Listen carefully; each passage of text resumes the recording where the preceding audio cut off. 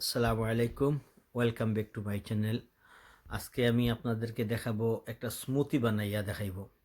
তো আমরা তো এই করোনা ভাইরাসের কারণে অনেকেই আমরা ঘরের মাঝে বন্দি।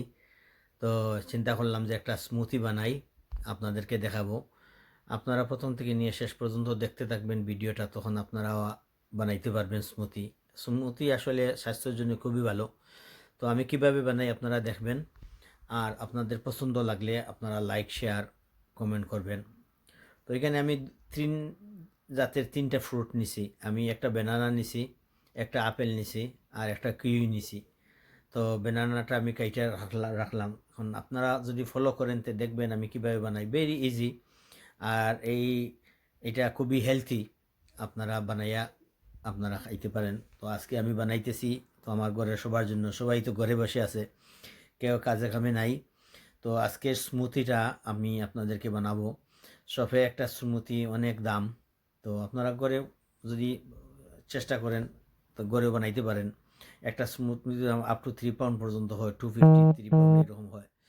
তো আপনারা যদি এইরকম আমার মতো করে বানান, তো আমি একটা কিউই নিলাম আর একটা ব্যানানা নিছি। এই যে কিউইটা আমি এরকম কয়েকটা উপরের স্কিনটা আমি ফেলে দিলাম। তারপরে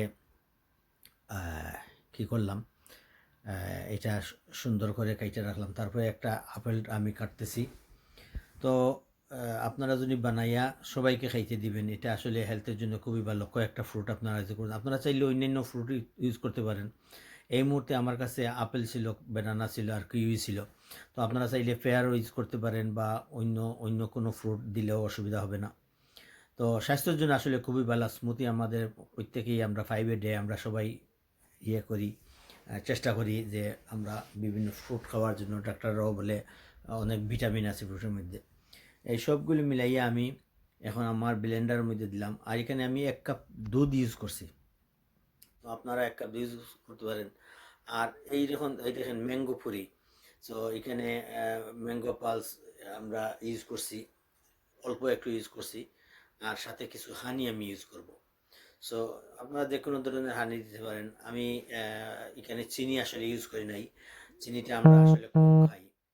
তো এই জন্য আমি হানি ইউজ করছি। আপনারা সামনে চাইলে একটু চিনি এড করতে পারেন। তো হানি দিয়ে করলে আরও ভালো হয়, করা লাগে না।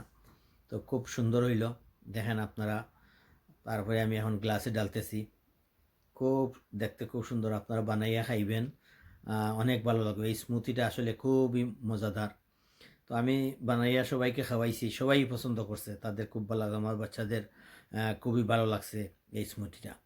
তো আশা করি আপনাদেরও ভালো লাগবে। আপনারা যদি পছন্দ করেন তাইলে আমার এই স্মুথিটারে আপনারা লাইক করবেন, শেয়ার করবেন, এমন কমেন্ট করে জানাইবেন। তো আশা করি আপনারা সবাই ভালো থাকুন। আর আগামীতে আবার কোনো রেসিপি নিয়ে আপনাদের দেখা হবে। এই পর্যন্ত সালাম আলাইকুম।